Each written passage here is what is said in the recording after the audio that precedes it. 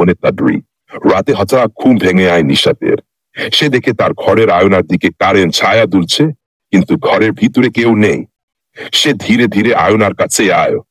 হঠাৎ পেছন থেকে দরজার শব্দ, চাস। সে দ্রুত ফিরে তাকায়, কেউ নেই। আবার আয়নার দিকে তাকায়।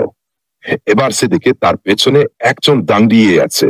তার মুখ অন্ধকার, দাঁত বের করে হাসছে। সে বুঝতে পারে এটা মানুষ নয়। যাক, সে নামটা শুনে আজ পর্যন্ত এরা বেঁচে আছে, তারা আর আয়নার সামনে দাঁড়ায় না। নিশাত ভয় পেয়ে পেছনে ধাক্কা দিল, কিন্তু দরজা বন্ধ। আয়না থেকে একটা হাত বেরিয়ে আসে, সাউন্ড।